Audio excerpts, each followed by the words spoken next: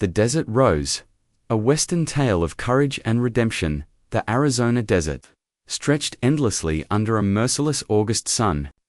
In the middle of nowhere, where even vultures thought twice about landing, a woman hung suspended between two weathered posts driven deep into the cracked earth. Her name was Elena Martinez, though no one here cared to remember it. Her wrists were bound with coarse rope that had long since rubbed her skin raw. Her legs were spread wide and tied to stakes on either side, forcing her body into a position designed not just to punish, but to humiliate. Sweat had dried into salt crystals on her bronze skin, creating patterns like dried riverbeds across a forgotten landscape. She had stopped screaming hours ago, maybe days ago. Time meant nothing when every breath felt like swallowing hot coals. Her crime? She had refused to marry the son of Don Alejandro Cortez, the most powerful ranch owner in 3 counties. In his world, a woman's no was not an answer, was an insult that demanded retribution. Elena's lips moved soundlessly, no longer forming words, just the ghost of prayers her grandmother had taught her. The same grandmother who had warned her, Mia, in this land. A woman's pride is a dangerous thing. She had been right. The sun continued its slow arc across the cloudless sky, indifferent to her suffering. If someone had stumbled upon this scene, they would have assumed she deserved it. That's how these things worked in 1883. Arizona Territory justice was whatever the powerful said it was. Then, through the shimmering heat waves, a figure appeared. Cole Brennan had seen many things in his 43 years. He'd been a Union soldier at 17, a buffalo hunter at 25, and a man trying to outrun his past ever since. His face was weathered like old leather, his gray eyes the color of storm clouds that rarely brought rain. His horse a sturdy roan mare named Whiskey stopped without being told. Animals always knew when something was wrong before humans did. Cole sat perfectly still, taking in the scene with the careful assessment of a man who'd survived by noticing details others missed. 2 posts. Fresh rope. A woman who should be dead, but wasn't quite. Most men would have ridden on. Getting involved in other people's business in this territory was a good way to end up in an unmarked grave. Cole had learned that lesson the hard way more than once, but something about the way her fingers twitched just barely, like she was still fighting, made him slide down from his saddle. He approached, slowly, his boots crunching on the sun-baked earth. Up close, he could see the full extent of her ordeal. Rope burns, dehydration, the kind of exhaustion that came from fighting to stay alive when every part of your body was screaming to let go. "Ma'am," he said quietly, though he knew she probably couldn't hear him. "I'm going to cut you down now." His knife was sharp. He kept it that way for moments, exactly like this. The first rope parted with a clean slice. Then the second. Her body collapsed forward, and he caught her before she hit the ground. She weighed almost nothing, like a bird with hollow bones. He could feel her heart hammering against her ribs, rapid and desperate. Cole didn't ask questions. Questions were for people who had the luxury of caring about the answers. Right now, all that mattered was water, shade, and getting far away from whoever had done this. He wrapped her in his duster coat, lifted her onto Whiskey's back, and climbed up behind her. As they rode away, he glanced back once at those 2 posts standing alone in the desert. Whoever did this, he muttered, is going to come looking for her. Whiskey snorted, as if to say she already knew that. Cole's place wasn't much to look at, a small adobe house with a sagging roof, a barn that leaned slightly to the left, and a well that still produced clean water, which made it worth more than gold in this country. He'd bought it with the last of his army savings 5 years ago. Seeking isolation. Out here, he didn't have to explain himself to anyone. Didn't have to pretend to be someone he wasn't single quotes to. He carried Elena inside and laid her on his bed, the only real bed in the house. She was still unconscious, her breathing shallow but steady. Cole brought water, a clean cloth, and the little bit of medical knowledge he'd picked up during the war. He cleaned the rope burns on her wrists carefully, wrapping them in strips torn from an old shirt. He dabbed water on her cracked lips with the corner of the cloth, letting drops fall slowly so she wouldn't choke. Then he sat in the wooden chair by the window and waited. The sun was setting when her eyes finally opened. She didn't scream, didn't cry out, just tensed every muscle in her body like a cornered animal preparing to fight or flee. "You're safe," Cole said without moving from his chair. "There's water on the table next to you. Food when you're ready. Door's not locked." She stared at him for a long moment, her dark eyes searching his face for the lie, the trap, the inevitable violence that men like him always brought. But Cole just sat there, hands visible, making no move toward her. "What do you want?" she finally whispered, her voice like sandpaper on wood. "Nothing. Men always want something." Cole nodded slowly. "You're probably right, but not from me. Not today." She didn't believe him. He could see it in her eyes, but exhaustion won over fear, and she reached for the water with trembling hands. Cole stood up, and she flinched. "I'll be outside," he said quietly. "You rest." He left the door half open behind him, a silent promise that she wasn't a prisoner here. Alina didn't sleep that first night. Cole could hear her moving around inside, pacing, checking the windows, testing whether he'd really left the door unlocked by morning. She'd ventured onto the porch. She stood there in his oversized shirt, looking out at the desert that had tried to kill her. Cole was mending a saddle when she finally spoke. "Why did you stop?" He didn't look up from his work. Seemed like the thing to do. Most men would have kept riding. Most men aren't worth knowing. She was quiet for a moment. "They'll come for me. I expect they will. You should turn me over. Save yourself the trouble." Now Cole did look up, meeting her eyes. "I've done a lot of things in my life I'm not proud of. Handing a woman back to the people who strung her up in the desert won't be one of them." Alina studied him, really looked at him for the first time. This man with gray eyes and gentle hands, who seemed to carry his own deserts inside him. "My name is Alina," she said finally. "Elena Martinez. Cole Brennan." "Why? Cole Brennan. Why help me?" He thought about that question for a long time. "During the war, I saw what happens when good men do nothing. Saw towns burned, families destroyed, all because people looked the other way. I made myself a promise, then ever again. That's a dangerous promise in this territory. All the good ones up." Over the next few days, the story came out in pieces. Alina told him about Don Cortez and his son Diego, about how Diego had decided she would be his wife, and when she refused, his father had ordered the punishment. "They said I needed to be broken," she said quietly, "like a wild horse, tied up under the sun, until I learned my place." Cole's jaw tightened, but he said nothing. "My father owes Don Cortez money," she continued. "He thought giving me to Diego would settle the debt. When I refused, they dragged me out of my home in the middle of the night. Where's your father now? I don't know. Maybe he thinks I'm dead. Maybe he's relieved." Cole stood up and walked to the edge of the porch. "You're not going back to that life, Elena, not if you don't want to. It's not that simple." "It is that simple. You choose where you stand. Everything else is just noise."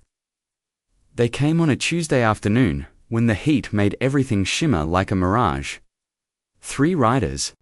Diego Cortez in the middle, flanked by 2 of his father's hired gunsmen whose eyes had gone dead long ago. Alina saw them first. She was hanging laundry when the color drained from her face. Cole followed her gaze and immediately understood. "Inside," he said calmly, "but stay where you can see." She hesitated only a second before moving to the doorway. The riders stopped 20 feet from the porch. Diego was younger than Cole, expected maybe 25, with the kind of pretty boy face that had never known real hardship. But his eyes held a cruelty that age couldn't teach. "Old man," Diego called out, his voice dripping with contempt. "You have something that belongs to me." "Nothing here belongs to anyone but themselves," Cole replied evenly. Diego laughed, but there was no humor in it. "You don't understand how things work around here. That woman is promised to me. My father has already paid her family's debt. Debts aren't paid with people. In this territory, debts are paid however we say they're paid. Diego's hand drifted toward his gun. Now, step aside, or we'll drag you aside. Cole didn't move. Son, I'm going to give you one chance to turn those horses around and ride back to your daddy's ranch. After that, things get complicated. One of the hired guns, a scarred man with tobacco-stained teeth, spat into the dirt. Big talk for an old man living alone. I'm not alone, Cole said quietly. Diego's smile was ugly. You mean her? What's she going to do? I mean me, Alina said, stepping into the doorway with Cole's shotgun cradled in her arms. Her hands were steady, her voice steadier, and I've got nothing left to lose. The smile slipped from Diego's face.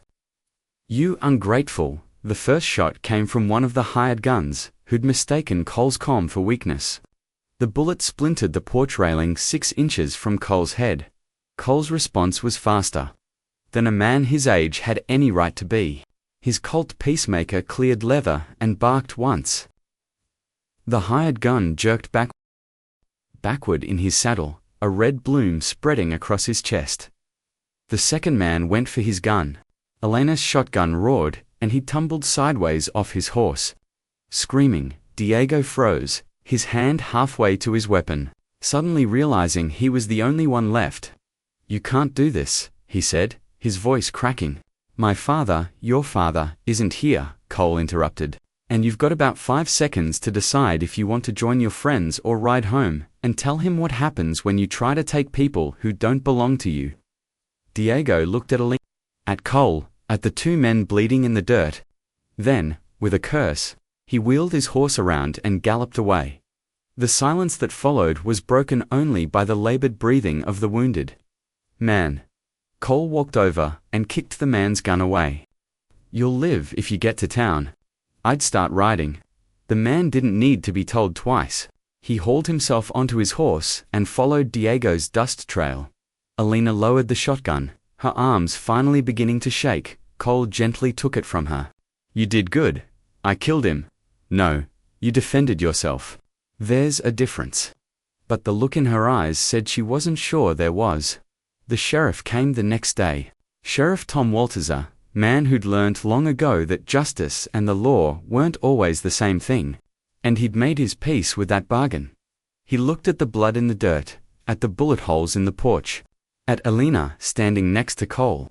Don Cortez is claiming you kidnapped his son's intended bride and murdered 2 of his men in cold blood, Walters said tiredly. Is that what he's claiming? Cole replied, that's what he's claiming. And he's got the money and the influence to make it stick. And what does the truth claim? Walters sighed. Cole, you know as well as I do that the truth doesn't matter much in this territory. What matters is who tells the story. Alina stepped forward. I can tell my story. I can testify, ma'am, with all due respect. No one's going to believe the word of a Mexican woman over Don Cortez. Walters looked genuinely sorry about it. That's just the way things are. Then the way things are is wrong, Cole said flatly. Maybe so. But wrong has been winning around here for a long time. Walters left without arresting anyone. But his message was clear. This wasn't over. That night, as they sat on the porch watching the stars emerge, Alina said, you should let me go. I'll head north, maybe to Colorado. You've done enough, is that what you want? She was quiet for a long time. No, but I don't want you to die for me either. Cole looked out at the desert night. Alina, I told you, I made a promise during the war. But what I didn't tell you was why. I had a sister, younger than me, Sarah, pretty girl, full of life. A carpetbagger came through after the war ended, decided he wanted her. When she said no, he and his friends, he stopped, his throat working. I wasn't there. I was off chasing gold in California, thinking I'd get rich. By the time I came home, she'd been dead 3 months. Alina reached out and took his hand. So no, Cole continued, his voice rough. I'm not dying for you, I'm living for the promise I made to a girl I'll never see again. And maybe, if I do right by you, some piece of that debt gets paid. That's not how debts work. It's how mine does. Word spread quickly in a small territory. Cole and Alina had killed Don Cortez's men. They'd defied his authority. Most importantly, they'd made him look weakened in this land. Weakness was death. Neighbors who'd once been friendly started crossing the street when they saw Cole in town.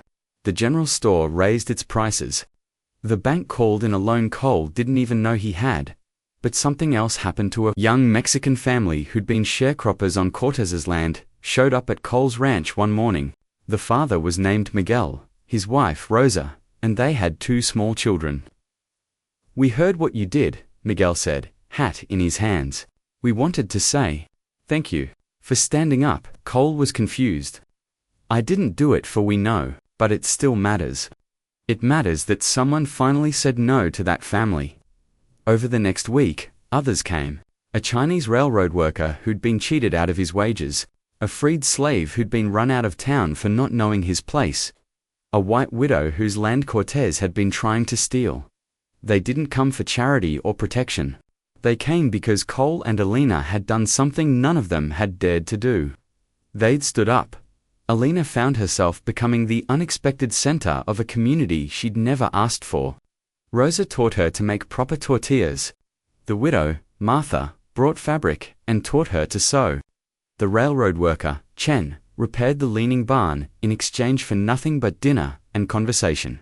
One evening, as they all sat around Cole's expanded table now, seating 10 instead of 1, Alina caught Cole's eye across the room. He was smiling. She realized she'd never seen him really smile before. "What is it?" she asked later, when the others had gone home.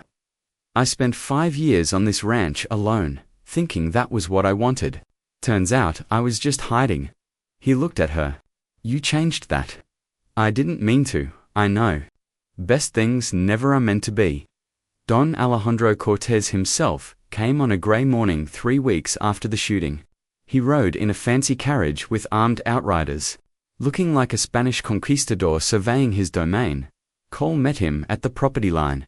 Cortez was in his 60s, with a white beard and eyes as cold as a snake's. He climbed down from the carriage slowly, making everyone wait. "Senator Brennan," he said, his accent slight but deliberate. "We have a problem, you and I. I don't see that we have anything at all. On the contrary, you have my son's property. I want her back. She's not property. And she's not going anywhere." Cortez smiled, but it was the smile of a man who held all the cards. "I have 50 men. You have a woman and some fool neighbors who'll scatter the moment bullets start flying. Be reasonable." Reasonable would have been not tying her up to die in the desert. She was being taught a lesson. Perhaps I should teach you one as well. Cole's hand didn't move toward his gun, but his voice dropped to a register that made the outriders shift nervously.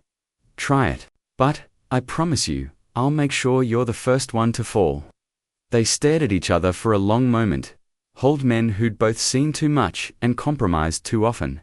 Finally, Cortez said, "I'll give you 1 week. Return her, and we'll forget this unpleasantness. Refuse, and I'll burn this place to the ground with everyone in it." He climbed back into his carriage without waiting for an answer. That night, Cole called a meeting of all the families who'd been gathering at his place. "You heard the man," he said without preamble. "He's coming with an army. Anyone who stays might die. I'll understand if you go." Miguel spoke first. "My grandfather used to say, mejor morir de pie que vivir de rodillas, better to die on your feet than live on your knees." Chen nodded. "The railroad owners think they can treat us like animals because we let them. Maybe it's time to stop letting them." Martha, the widow, smiled grimly. "I already lost my husband to men like Cortez. I'll be damned if I run from them too." One by one, they all agreed to stay. Alina stood up, her voice shaking but clear. "No, this is my fight. I won't let you all die for this." "Stopped being just about you a while ago," Cole interrupted gently. "This is about every person who's been pushed around, stolen from, or strung up because they didn't have the power to fight back. Maybe we don't win, but maybe, just maybe, we show them that there's a price for being cruel." Rosa touched Elena's hand. "You gave us courage when you stood on that porch with a shotgun. Let us stand with you now." Alina looked around at these faces, people who'd been strangers a month ago. Now willing to risk everything, Then we'd better get ready, she said. They spent the week preparing. Cole taught them to really shoot, not just pull a trigger and hope. Miguel and Chen reinforced the barn and the house, creating positions where a few defenders could hold off many attackers. Martha organized supplies, water, ammunition, medical supplies. Alina found herself thinking about her grandmother again. Mia, she'd said, courage isn't not being afraid. It's being afraid and doing what needs to be done anyway. On the 5th day, Alina asked Cole, "Do you think we'll die?" He didn't lie to her. "Probably. But we'll die on our feet. I'm scared." "Good. Only fools aren't scared. Fear means you understand what you're risking." That night, unable to sleep, Alina walked out to the edge of the property where those 2 posts had once stood. Cole had chopped them down and burned them the day after bringing her home. "I could run," she said aloud to the darkness. "End this before it starts." "You could," Cole said from behind her. She hadn't heard him approach. "But you won't." "How do you know?" "Because you're not the woman they tied to those posts anymore. That woman died in the desert. The one standing here now, she's someone new, someone stronger." Alina turned to face him. "What if I'm not strong enough? Then we'll be not strong enough together." Without thinking, she stepped forward and kissed him. It wasn't romantic or soft, it was desperate and real. 2 people grabbing onto something good in a world that had been cruel to them both. When they pulled apart, Cole said quietly, "Whatever happens tomorrow, I don't regret stopping my horse that day, neither do I." They came at dawn on the 7th day, just as the sun was turning the desert gold. 50 men, like Cortez had promised, armed with rifles, pistols, and the certainty that might makes right. Cole stood on the porch with Alina beside him. Behind them, in the house and the barn, their small band of defenders waited. Diego fled to Mexico before he could be arrested. The fraudulent land grants meant that suddenly, hundreds of small families could claim the property they'd been working for decades. Miguel got title to his farm. Martha got legal ownership of her land. Chen became a landowner for the first time in his life. Cole's ranch, which had been legally purchased, remained his. One evening, 6 months after the battle, Alina found Cole on the porch, whittling a piece of wood. "What are you making?" she asked. "Cradle." She blinked. "We don't have a baby, not yet." He looked up at her, and for once, his gray eyes weren't clouded by the past. "But I'm hoping we might. If you'd consider staying permanently." Alina had received letters from her family, begging her to come home, promising things would be different, but she'd read them and put them aside. This dusty ranch, this man with ghosts in his eyes, this community they'd accidentally built, this was home now. "Yes," she said simply. They married in the spring, surrounded by the same people who'd stood with them in battle. The ceremony was in Spanish and English, reflecting the mixed heritage of their found family. 2 years later, a daughter was born. They named her Sarah, after Cole's sister. Epilogue. What the desert remembers years later. A traveler passing through the territory stopped at the general store in the nearby town. "What's that place up on Echo Creek?" he asked. "Saw a lot of people living there." The shopkeeper smiled. "That's the Brennan place." "Well, the Brennan Martinez place, properly speaking, must be a big ranch." "Not particularly. But it's where the Cortez Empire fell, where a handful of people stood up to 50 armed men and lived to tell about it." "How'd they manage that?" The shopkeeper thought for a moment. "My PA says it's because they decided that standing together was worth more than staying alive alone. And once you make a decision like that, ain't no army in the world that can make you back down." The traveler nodded slowly, then asked, "What happened to the woman? The one they say started it all?" "Oh, Alina. She's still there. Raised 3 kids on that ranch. Teacher's school now, actually. Her and her husband, they take in anyone who needs help. Runaways, orphans, folks down on their luck. Place is always full of life, and they're allowed to do that. After defying the law." The shopkeeper laughed. "Friend, they didn't defy the law. They became it. Sometimes the only law worth following is the one written in a person's heart. The one that says you don't abandon people just because it's convenient." The traveler left town thoughtful. And far up at Echo Creek, Elena Brennan stood on her porch. Watching the sunset paint the desert gold dot, she thought sometimes about those two posts in the middle of nowhere. About the woman who'd hung there, waiting to die. About how close she'd come to disappearing without a trace. But she hadn't disappeared. She'd been seen. Been saved. Been given a chance to become more than what others decided she should be. Behind her, inside the house, Cole was telling their grandchildren a story. Laughter drifted through the open door. Elena smiled. The desert remembered cruelty, yes. But it also remembered courage, and in the end, courage always left deeper marks. A message from the heart, dear listeners. In the Old West, as in our world today, evil often wins not because it's strong, but because good people stay silent. This story reminds us that sometimes the bravest thing we can do is simply not look away. You don't have to be a hero to make a difference. You just have to be willing to stand beside someone when they need it most. To say, I see what's happening here, and it's wrong. Most acts of courage are small. Speaking up in a meeting when someone's being mistreated, checking on a neighbor you haven't seen in a while, refusing to laugh at a cruel joke. These aren't dramatic moments, but they change lives that at the end of our days, we won't be judged by how safe we played it, but by whether we stood for something worth standing for. So wherever you are in the world, whatever battles you're facing, remember, you have the power to be someone's Cole Brennan, someone's moment of hope, someone's proof that not everyone looks away. Take care of yourself. Do good when you can, and know that your small acts of courage ripple farther than you'll ever know. With love and respect. If this story touched your heart, please consider subscribing to support more tales of courage and redemption. Comment below, and let me know which character resonated with you most. Your support means everything.